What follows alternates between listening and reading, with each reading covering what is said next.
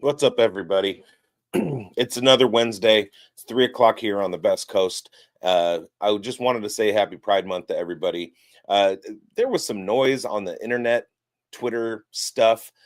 Des Bryant, man, this dude is absolutely unfollowable.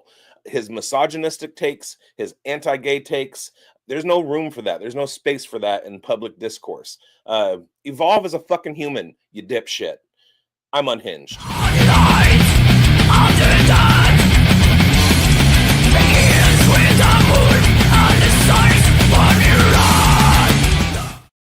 All right, big day today. Scott Fishbowl scoring was announced. All of you who have hopes for getting into the Fishbowl, if you haven't signed up, there's still going to be thousands of invitations that go out. So get your applications in. Go to scottfishbowl.com, sign up. I think it's too late to get into any live drafts, but you can definitely get. What's up, Jamie? You can definitely get a slow draft. The theme this year is professional sports teams. So the merch this year is absolutely off the hook with all of your favorite teams, logos, and shit like that. I also joined the Tadpole Bowl. It's the first annual put on by Chris Froton, who is fun to play drunken wiffle ball at 2 a.m. in Canton, Ohio with from NBC. Chris Froton, he and Scott Fish got together and they put together the Tadpole Bowl, first ever. It's basically Scott Fish Bowl, but it's different scoring. It's all to benefit Fantasy Cares, and it's college players, and all that is going to be going out on Fantrax. So I'm in the Arkansas Razorbacks division. Kind of excited about that. Can't wait to get going. Jamie Pirog is in the Cleveland Indians division, and he loves the IDP scoring that's incorporated. Well, we'll get to that in a second because there's not exactly IDP scoring. It's basically Travis Hunter is going to get some points for his defensive stuff, which at this point makes Travis Hunter the lock at 101 for almost every draft. So here's the scoring. The basics. So we got 6 points for all touchdowns. So six point quarterback passing touchdowns, 2 points for all 2-point conversions. That's pretty standard. 0.4 per yard passing, 0.1 per yard rushing or receiving. Those are all standard. 1 point per first down, rushing and receiving. So that is one of the new first things. There is 1 point per first down for everybody. So it's a first down premium point across the board. So that doesn't really, a lot of times that, or in past Scott Fish Bowls, that's been a tight end thing. This year, it's for everybody: quarterback, running back, wide receiver, tight end. So it doesn't boost the tight ends very much. As far as the tight ends, they get 1 extra PPR. So that is the tight end premium that we look for. It's not as boosted as it has been in leagues in years past. I want to say last year was 3.5 points. It was a 3.5 point premium for tight ends because they got the first down. There were times when a tight end, if they caught a 10 or 11 yard pass, they'd get the point for the first down. They'd get the point for tight end premium. They'd get the point for reception. And maybe it was 1.5 points as a tight end premium boost. So it was every catch over 10 yards was 3.5 points. So I'll discuss handcuffs later, and those are in general PPR fantasy, but for Scott Fish, pay special attention to the tight end. And then Jamie chimes in. MFL is getting a point per target, but Sleeper has a boost for catches. Correct. And then wide receivers who get tackles on intercepted passes and special teams players. Correct. So those are going to be boosts, but you can't really account for that. You can't really track in your rankings so-and-so wide receiver is going to get touchdowns. Maybe you can boost a guy a couple spots higher in your rankings if he's on a team with a quarterback who's going to throw 20 or 30 interceptions. But over the course of the season, my draft strategy is not to even think about the IDP points, because basically touches is what is going to be the premium in the Scott Fish Bowl this year. So if you have a running back that you have 10 running backs, they all have 250 carries this year, but one of them has 60 or 70 receptions, that's going to be key. You have targets. You're going to want targets, and that's volume is going to be premium. As far as the starting lineup is concerned, there will be 11 starters and 11 on the bench, so 22 rounds in the draft. It's super flex, so you can start 2 quarterbacks, and then you have 9 spots that are flex. So basically, you can, like the 2 super flex spots, you can put anybody in there, and who knows, you might have a strategy where you have 2 tight ends in your super flex spots, and then running back, wide receiver, tight end. Quarterbacks points are kind of nerfed this year. If you look at the scoring, and my guy Wyatt put out his scoring today, where he adjusted stuff. Let me try and call that up real quick if I can, quickly. I don't know how to do it. Okay, here it is. All right, so quarterbacks 35, 34, 34, 32, and 27 points projected, and that's for Jackson, Daniels, Hurts, Allen, and then Burrow. So there's basically a top 4 that are projected to score over 30 points a game, and then the next basically 10 are within 25 and 27 points. So quarterback is kind of nerfed. As far as running backs are concerned, you're going 18 down, or 16. The top 16 running backs are projected to score 30 points or more, and then you have 2 more that are scoring 29 points. At wide receiver, you have 13 that are, you have 11 players that are projected to score over 30 points, and then at the tight end position, you have 2. So Trey McBride and Brock Bowers are there. Yes, there are 2 super flex spots. You don't need to start a quarterback. So I mean, if you let quarterback slide, and you're getting 25, 26 points out of the rest of your lineup, I mean, that seems like a sound strategy. Basically, my draft strategy is going to be, I'm going to rank them by their projected points, and that'll be my draft order. So however I can pick them off that way, that's how I'm going to do it. So yeah, so Scott Fish Bowl is fantastic. Go to Fantasy Cares, buy your merch. There's a ton of great merch. The logos are off the chain this year. I already copped the Oakland A's one, the San Francisco Giants one, the Las Vegas Raiders one, the Sacramento Kings one, this tadpole shirt. What else did I get? I got the hat. I've blown like $300 already this year on Scott Fish merchandise, and I still want the Tour de France shirt. Like, low key, you guys, the Tour de France is one of the most awesome fucking sporting events to watch on television. I found that out after I had knee surgery, and I was up at like 4 a.m, hopped up on painkillers, and I just randomly came upon it. This was 10, 11 years ago, and I could not stop watching it, and now it's one of my favorite things. Shout out Tadej Pogacar, last year's champion. So if you're down with the Tour de France, fucking like and subscribe. If you're not down with the Tour de France, fucking like and subscribe. Hit the bell, all that shit. You know what to do. My favorite thing is so working for platforms and having like people on the platform. Don't forget to tell everybody to like and subscribe. And I'm like, how many people are watching a YouTube video for the first time ever? Really, how many? You just happen to stumble upon a fantasy football show the first time you ever fucking watched YouTube? Like and subscribe. Why does everybody always say like and subscribe? We know what the fuck to do. All right. That's just one of my pet peeves. So let's go over it one more time, and maybe I can like calm my tism down a little bit and focus.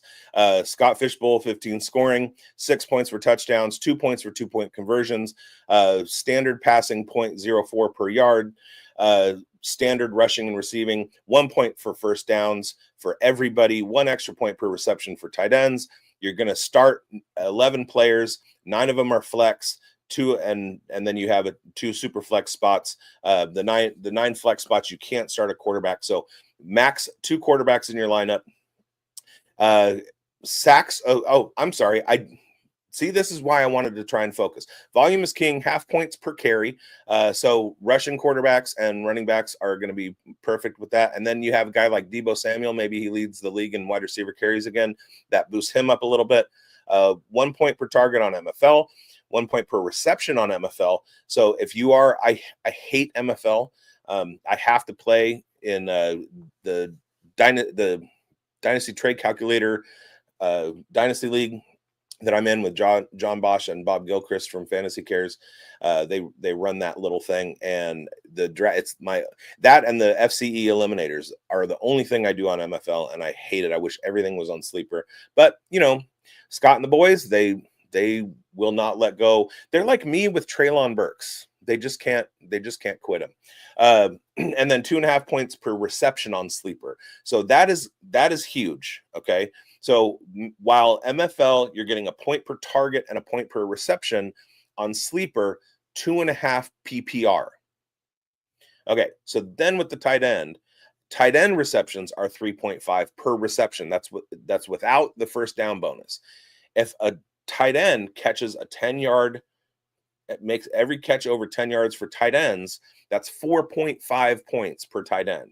So again, Trey McBride and Brock Bowers in the 140 to 150 targets range. If they're catching 100 plus passes, they're going to absolutely scoot. And then J-Mac, what up, J-Mac? This is my first time watching this. Sure, Jamie. So Jerry Jeudy gets a boost on MFL since he can't catch many of his targets. No, he doesn't get a boost. Jerry Jeudy, Browns fan chiming in. That's amazing. All right, and then for the IDP scoring, and then this is parenthetical. In case any players play defense, there's one player who's going to play defense. And as far as I know from Scott's live stream earlier, Sleeper tracks special teams, tackles, and things like that, but they don't add them into the scoring. So those won't count. So say you have a guy who's a backup running back and he plays gunner and he has 2 or 3 tackles a game, that's not going to matter. All right. So if Travis, let's just put it this way. If Travis Hunter gets a sack, he gets 6 points. A tackle is 2 points. Assisted tackle is 1 point. A block, punt, or any block is 3 points. Tackle for loss is 1 point. Safety is 6 points. Forced fumble is 3. Fumble recovery from an opponent, 3. And then interception, 6. And pass defended, 1. So, I mean, Travis Hunter is really the only one to watch for the IDP scoring. And again, I am not incorporating IDP scoring into any projections or draft strategy or anything that I'm doing. Jerry Jeudy gets a point per drop on MFL. If they got points per drop, then I would rank Jerry Jeudy and Dontavian Wicks as my top 2 wide receivers as draft targets. All right, so that's that. Now it's time for hot takes.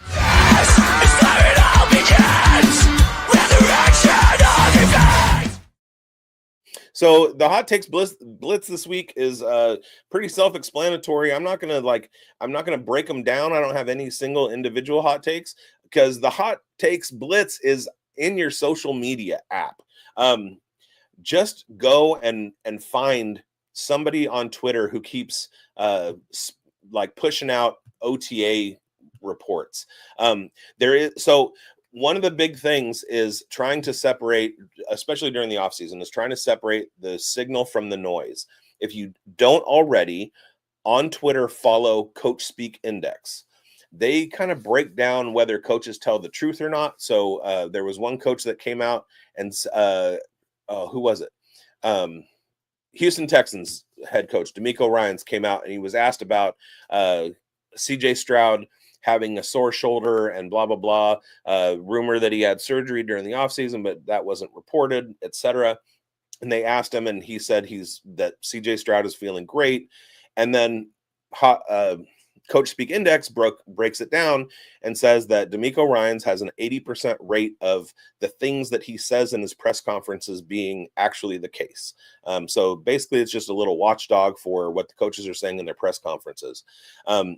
So a coach comes out and he's asked about the Dillon Gabriel Shedeur Sanders battle. Okay.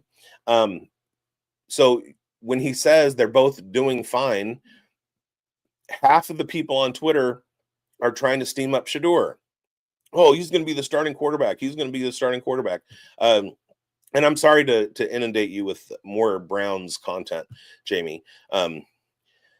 Dobbins is having dinner with Broncos coaches tonight. Correct. Who was the last one? Shedeur worked with Tom Brady. So-and-so had dinner with so-and-so else. Like that kind of stuff is just like, it's non-actionable, right?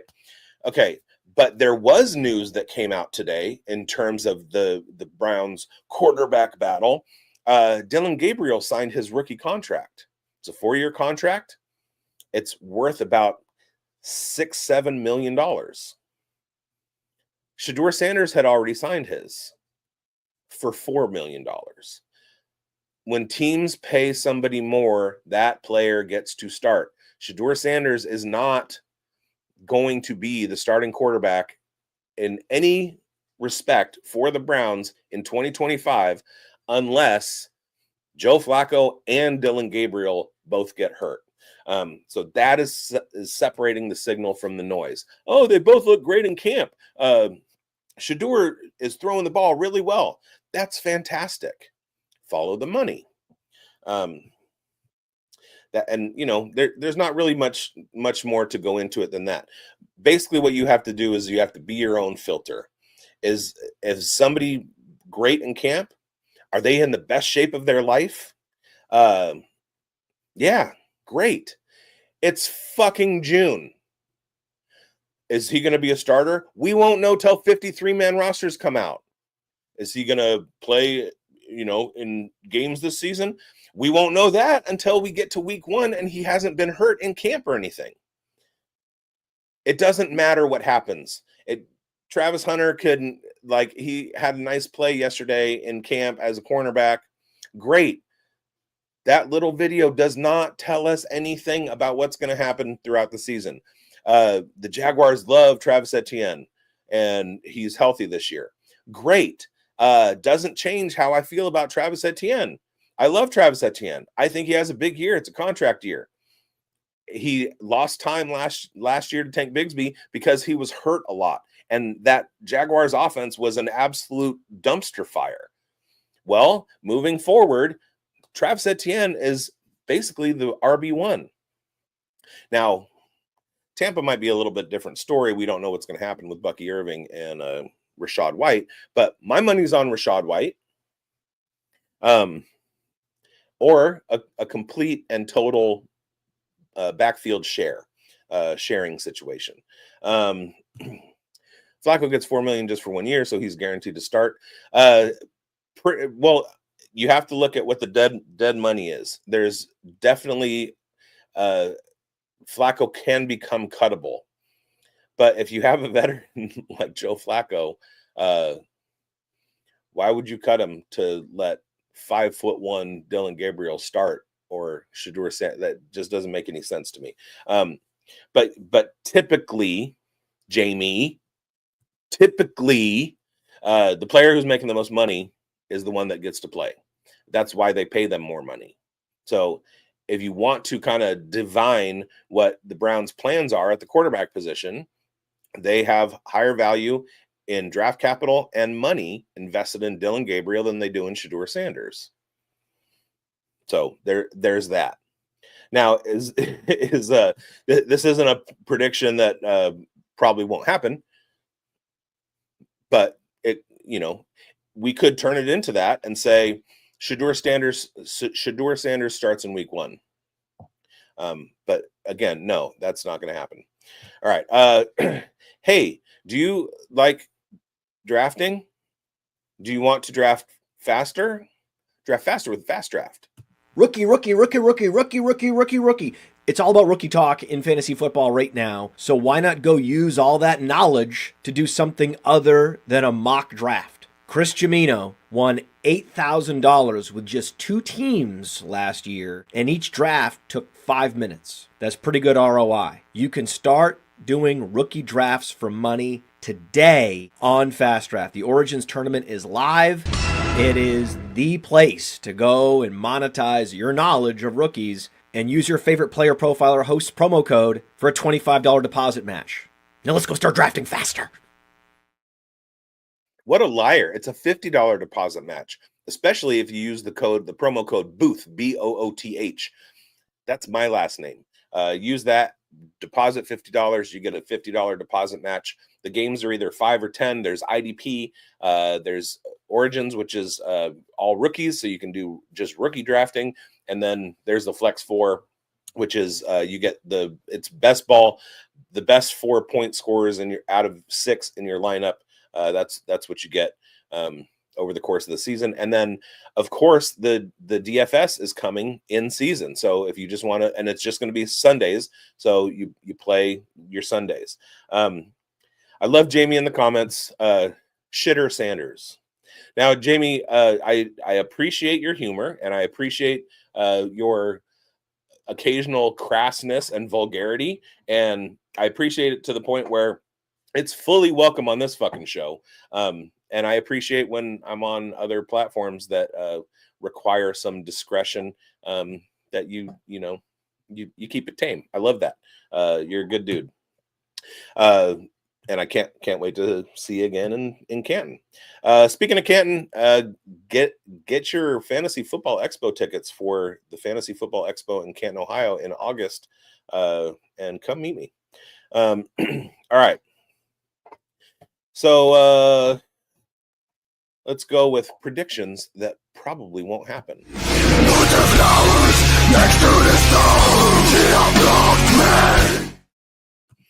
All right, and no, I'm not going to say it. You're not going to make me say it. You're not going to make me say it. All right, so I want to talk about handcuffs. So I just finished a startup draft in a new dynasty league yesterday.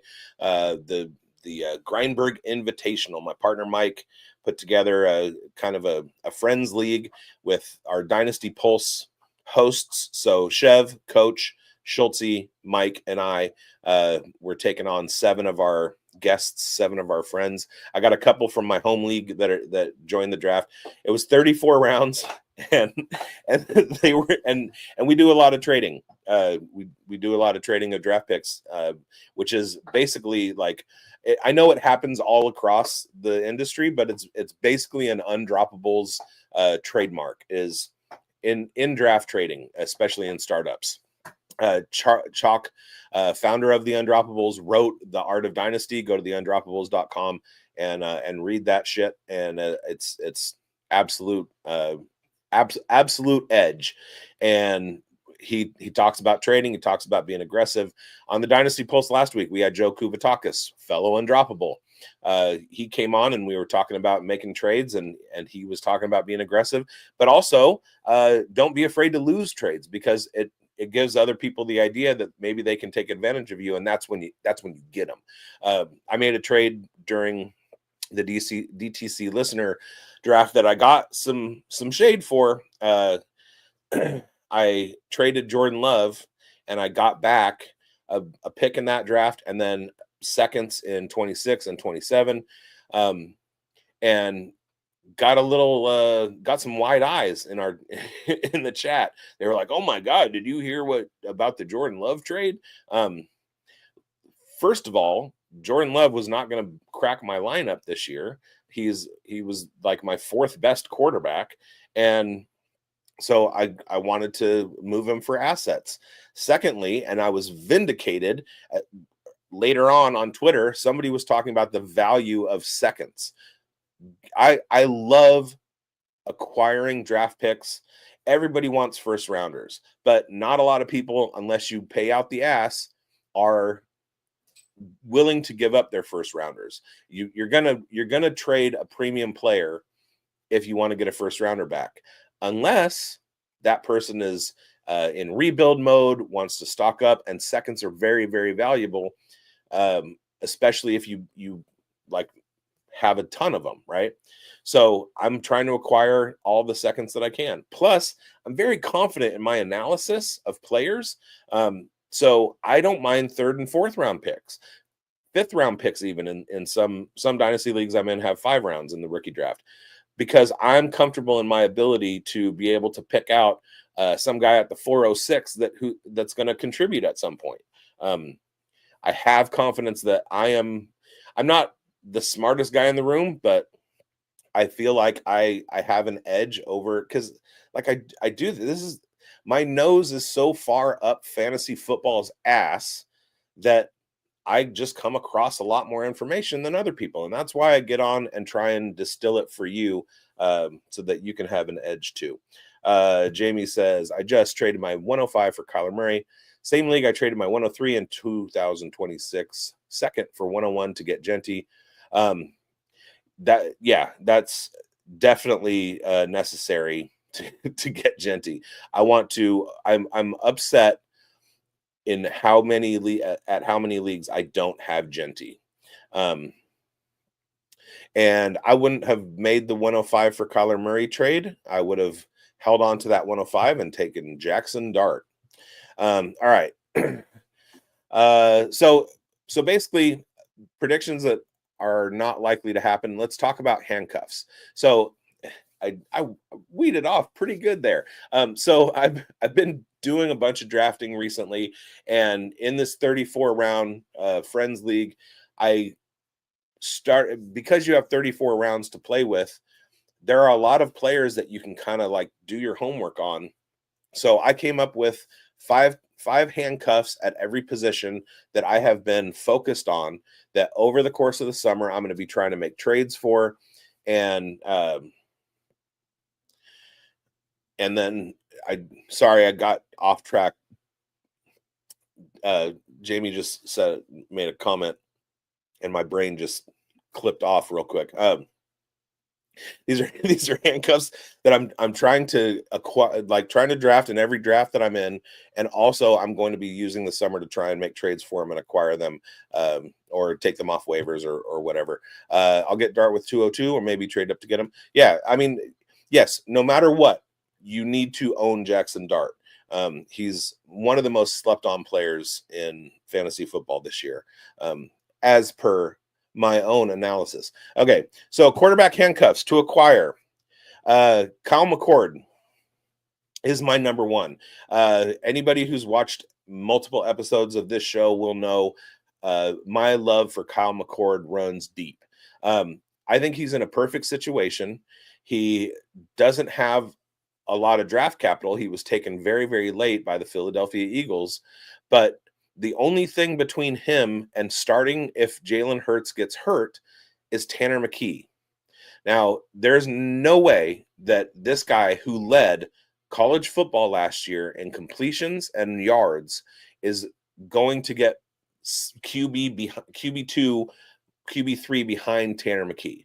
So in case anything happens to Jalen Hurts, Kyle McCord will be the starter. And we know he has a huge arm. He's a very high volume passer. So there you have it. I mean, he went to Ohio State. He's got cred. He led Syracuse last year. He made an absolute offensive weapon out of that Syracuse offense, and fed Oronde Gadsden the second. Was huge. You can't argue with the fact that he led college football in yards last year. You can't. So anything happens to Hurts, you're going to want Kyle McCord. If you have Hurts, go get Kyle McCord if you haven't already. And if you have if you're in a draft and you have taxi spots, draft Kyle McCord. You can get him late. Nobody except me has faith that he's going to do anything this year. Number 2 on my list, Aiden O'Connell. Aiden O'Connell, yes, I'm a Raiders fan.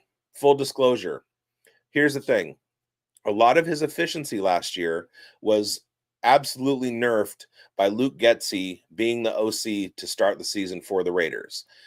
At a certain point, Aiden O'Connell got put back into the starting quarterback position, and his efficiency was very mid-range. Okay, if anything happens to Geno Smith, the Raiders have an upgraded offensive line. They have an actual running back who's going to make the defense be worried about getting beat. Gardner Minshew, there wasn't any reason to think that he was going to hurt a defense deep. So they just stacked the box and absolutely destroyed the Raiders running backs. Ashton Genty is not going to allow them to do that, because if they stack the box, he's still going to break tackles, and then they're going to have nobody in the second level or third level is what I meant to say. But Geno Smith is a good deep passer. Aiden O'Connell was ranked 15th in deep passing efficiency last year. Gardner Minshew was ranked 25th. So if anything happens to Geno Smith, Aiden O'Connell is capable as a deep ball thrower. And you saw what happened to, like, Sincere McCormick had like over 4.5 yards per carry when he came in, and Aiden O'Connell was the quarterback, because teams knew that they could get beat deep, because Aiden O'Connell is a mid quarterback. He's not a great quarterback. He's mid, but this is his 3rd year in the league, and we know that it takes time for quarterbacks to develop, and he's definitely a handcuff that I want to own. Number 3 on the list, Jake Browning, of course. Now he was absolutely on fire a couple years ago when Joe Burr got hurt. Shout out Folsom High School. Shout out NorCal. Jake Browning is from this area that I'm in right now, where it's 90 degrees. I'm sure he's fine in Cincy. I don't know the weather there, but oh, nice, 69 viewers. But Jake Browning, look, we've seen what he can do, and he's got weapons. So go ahead and grab him. Hendon Hooker, 4th on the list. He's in Detroit. Detroit is a high volume passing offense. If anything happens to my boy Jared Goff, hashtag Nevada boys, second best football player born in Nevada, California. If anything happens to Goff, Hendon Hooker is going to step in there, and we know what Hendon Hooker brings to the table. Big arm guy, and Detroit is going to, like, he's got dump off targets to Jahmyr Gibbs. He's got a good receiving core, Sam Laporta, Jameson Williams, Amon-Ra St. Brown. The weapons are there, and Detroit is good enough that Hendon Hooker should be viable in fantasy if anything happens, God forbid, to Jared Goff. And then finally, Trey Lance. He's my new Treylon Burks at the quarterback position. It was Derek Carr, but he retired, so I had to give up on Derek Carr. Trey Lance, I'm never gonna lose hope for him, simply because of his rushing upside. Now, if you want a story to track as far as a quarterback being in the league for 5 years with rushing upside, and then finally getting his chance and being viable, that story has been written over and over and over again. I'm sure you've heard of Baker Mayfield. I'm sure you've heard of Sam Darnold. I'm sure you've heard of Geno Smith. Well, of course, it's Geno Smith, because I talked about him already. But there is a non-zero chance that Trey Lance at one point finally gets a shot and goes out there and does his thing, does what the 49ers figured that he could do, pass with a little bit of efficiency and run a lot. We've seen what Justin Fields can do with his legs, not being a great quarterback, but absolutely smashing in fantasy football. The story is out there, and Trey Lance is one of those candidates. Will it happen? Probably not. But if it does, I want to be the one holding it. All right, at the running back position, my RB1 handcuff is Will Shipley. Again, to the Eagles. Saquon is, I mean, he's Saquon. We know what Saquon could do. Will Shipley is his RB2 now. The Eagles let Kenneth Gainwell go. Will Shipley is very, very athletic. He had a higher RAS score than Jahmyr Gibbs did when he was in the combine last year. They drafted him in the 4th round, so he doesn't have great draft capital, and he's a little bigger than Jahmyr Gibbs. And I have made the statement a few times, and it's tongue-in-cheek. Will Shipley is Jahmyr Gibbs without the draft capital. We know that Will Shipley was an excellent receiving running back at Clemson.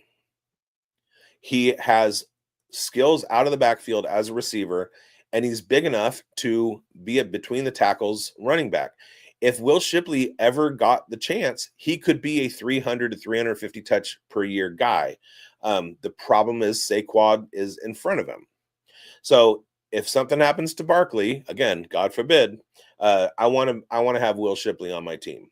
And Jamie agrees. I've been targeting Shipley in tons of leagues recently. Yeah, the big thing was the fact that they moved on from Kenneth Gainwell. So I spent every year of Kenneth Gainwell's career up until now waiting for Kenneth Gainwell to take over the Eagles' backfield, and he never did. And sometimes GMs are smarter than me. That's one of those things. All right. So Will Shipley is my number one target at handcuff. You can get him so cheap in trades if he's not on the waiver wire. And then, of course, if you're in a startup draft, he's going to be like way, way down there, which makes him a handcuff. That's kind of the definition of these guys. They're not starters. They're not targets until you're like in the very, very late rounds of your drafts. And then you want to be able to grab them. If you're in a startup and any of these guys don't go drafted, throw that fab out there. That was one of the big takeaways from our show with Joe Kubatakis, because I asked him what about his strategy of just using all of his fab in the first waiver period after a draft. And because I've noticed that in a bunch of the leagues that he's in with me, he's done that every time. And he said that, number one, it gets the guy on your roster. You don't have to fight for him later on in case something happens. And then even if you're out of fab, you can always make a trade and recover some fab back just in case. And I thought that was pretty astute. Shout out Joe Kubatakis. Go ahead and watch the Dynasty Underground right here on the Undroppables. Great show. Jax, Travis, and Joe have it on lock. Love those guys. Love you guys. Love you. All right. Zach Charbonnet, of course, that's a no-brainer. Kenneth Walker Jr. got hurt last year, the third, whatever. Kenneth Walker got hurt last year. Zach Charbonnet came in. His points per game was a game changer in a whole lot of lineups. He's harder to get. You're going to have to, kind of like pry him away from some owners. He's not going to be on the waiver wire. Took Shipley at the 24-11 in a combo best ball. I think the last year I was drafting him in the 21st, around the 21st. This year I pulled the trigger in the 20th. So yeah, he's way down there. But Zach Charbonnet is absolutely a necessary handcuff to own. Try and offer another backup and maybe a 3rd or 4th round pick, and just in case. Next is Taj Brooks, Cincinnati Bengals rookie. I know I was talking about coach speak earlier, but one of the things that Zach Taylor came out and said when he was talking about Taj Brooks was he's like a bowling ball covered in razor blades, and I absolutely love that analogy. And he's a between the tackles guy, and if anything happens, if he doesn't take over for Chase Brown, then and then something happens to Chase Brown, you're going to want to have Taj Brooks to put into your lineup. Same with DJ Giddens. He's the handcuff. He's the backup to Jonathan Taylor. These two guys are rookies, so it's going to take a second or third round pick. I think third or fourth actually in rookie drafts, and then later in startups. We did a mock yesterday over on Player Profiler, myself and Dynasty F Key, and I want to say he took Taj Brooks at the 401. So I mean, that's his value is roughly mid third or later. So, but grab him. And then DJ Giddens, again, same situation. They are very capable to take over the backfield if something happens to the starter. And then number 5, I can't do a show without talking about Lan Larison. Yes, he's a UDFA. No, there aren't a lot of hit rates that are good for UDFAs. However, Lan is a beast. He's about Shipley's size, I want to say 6 foot, 6'1", 215 pounds. He's actually a little bigger than Shipley. A month after surgery on his ankle, he ran a 4.36 at his pro day. 4.46. Can't get that wrong. That would be unfair to Lan. 4.46 a month after surgery. He had over 800 yards receiving last year as a running back. He had over 1,400 yards rushing last year as a running back. He's a rodeo rider. He won state rodeo competitions growing up in Idaho. His whole family is into rodeo, and he gets his power from his 80s porn mustache. Go right now. You can pause this. Go Google Lan Larison and check out his mustache. Plus, he's getting his cabbage flowing too. He's letting his curls come out, and he's an absolute beast. But here's the thing about Lan Larison. On the depth chart right now, he is behind Travion Henderson, Ramondre Stevenson, and Antonio Gibson. Okay? Stevenson, Gibson, Henderson, and Larison. Oh my God. What does that mean? I just figured it out. Anyway, he's fourth on the RB. At best, he's fourth on the RBA depth chart. But he's better than all of those guys except for maybe Henderson. I'm not going to take anything away from Travion, but Lan Larison is an absolute beast. Hurdling over people, one-handed catches, little wiggle in the open field that makes people fall down when they're trying to make a tackle. Over 2,200 total yards last year. Come on. Now, here's the thing. I was talking about his toughness. He gets in there. He is the only running back in all of college football last year that did not allow a quarterback pressure in pass blocking. He was the best pass blocker in all of college football. FBS, FCS, doesn't matter. It was Lan. Who does Mike Vrabel like? Mike Vrabel likes the blue-collar, gritty, lunch pail guys, and that's exactly what Lan Larison is. So go get him off the waiver wire, because that's where he's sitting. Get him off the waiver wire, stick him in your taxi squad, and you don't even have to draft him. You don't have to waste a rookie draft pick on him, because nobody except me and Chev, who sniped, but I don't want to acknowledge it. I'm just proud that other people have been drafting him because I talk about him so much. Made me feel good, Chev. So thank you for that, even though I don't have him on my team. Yeah, go get yourself some Lan Larison shares. All right, wide receivers. These are pretty self-explanatory. Obviously, T. Higgins is the number one. He's not really handcuffed because he's a potential top 24 wide receiver. But if anything happens to Jamar Chase, T. Higgins suddenly slides into top 12 territory. Jalen Waddle, same thing. He's a target as a top 36, top 24 wide receiver. But if anything, if Tyreek Hill isn't playing, then Jalen Waddle's stock goes up. So if you are in a redraft, or if you're in a startup, maybe look to overpay a little bit for those guys, because the possibility of them outperforming their ADP is there.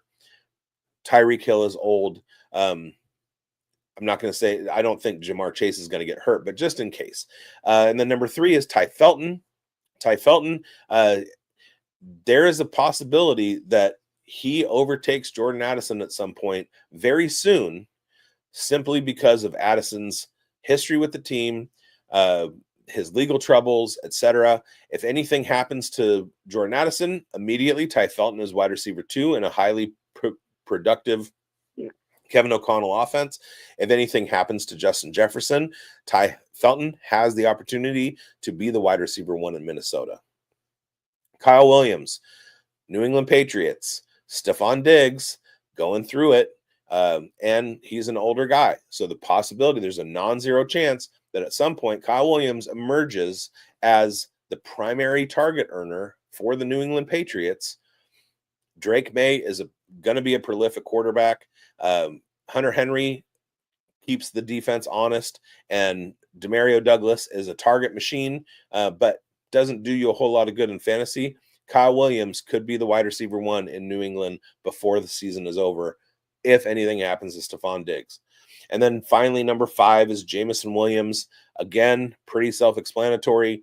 Amon-Ra is the one, and if anything happens to him, Jameson Williams becomes the primary target earner in that offense. And finally, we have the tight end position.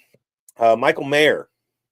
He's the number 1 tight end handcuff that I want to own, simply because of Brock Bowers and the fact that Michael Mayer is a very athletic pass-catching tight end. He also has a couple years under his belt as an inline blocker. But if they have an offense that has a playbook that's structured around Brock Bowers running out of the big slot, being the primary target earner in Las Vegas, and something happens to Brock Bowers, oh God, I just said that out of my mouth. My mouth made that out of its noise hole. God forbid. Anything happens to Brock Bowers, Michael Mayer slides right in there. He may not out-earn targets over Jacoby Myers if he replaces Bowers, but my dog is upset. But I want to have him. I want to have him. He was widely considered the best tight end coming out of the 2023 draft. Obviously, Sam Laporta had a great rookie season, and Dalton Kincaid is very athletic, but he hasn't done a whole lot in Buffalo. Michael Mayer was looked upon as the best of that class, and if he gets an isolated role in Las Vegas with something happening to Bowers, you need to take advantage of it. J-Max says, honorable mention Elijah Higgins. I did consider him. I did have Elijah Higgins considered.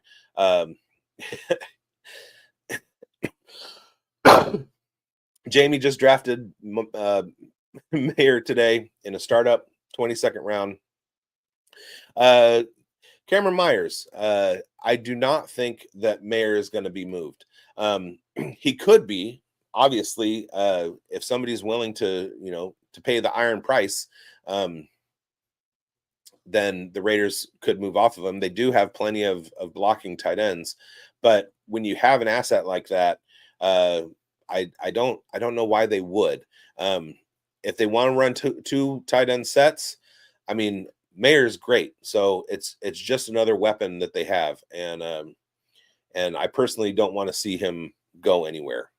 Fantasy wise, it sucks, but as far as being a Raiders fan, I want Mayer and Bowers, both. All right, my number 2 is Isaiah Likely. That is, again, self-explanatory. We saw what Isaiah Likely can do on a points per game basis if something happens to Mark Andrews. But don't sleep on Mark Andrews. Again, don't do it again. Don't do it again.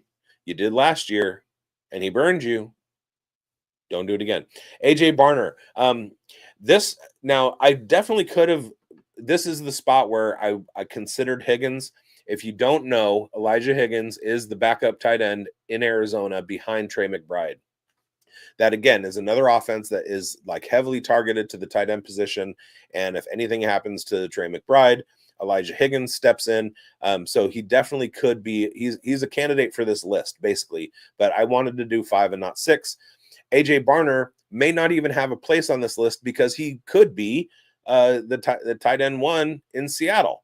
Now, everybody thinks it's going to be Arroyo, but it may not necessarily be. AJ Barner was part of Seattle's plans last year as far as a young tight end who, you know, needs a couple years to develop and then starts getting the targets. We know Sam Darnold likes throwing to tight ends, and Noah Fant has never really done much as a receiver. So I want to have AJ Barner shares. Ben Sinnott, he's another one.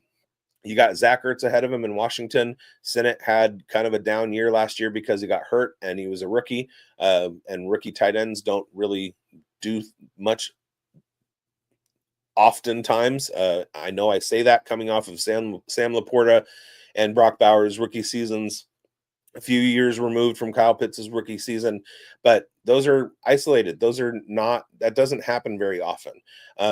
So Sinnott could have, if something happens to Zach Ertz, Sinnott could come out and have a better year. And I want to be the one holding him when that happens. And then finally, number 5, Noah Gray, of course. Travis Kelce, number 4 or 5 in tight end targets last year. Granted, Patrick Mahomes' efficiency has started to slide it's been on the decline for the last couple of years. But if anybody needs to take over the Travis Kelce role, it'll be Noah Gray. And I want that to be on my roster. All right. Thank you to the chat. Thank you to everybody for watching. I appreciate it. Whoops. Stupid buttons. I need a producer.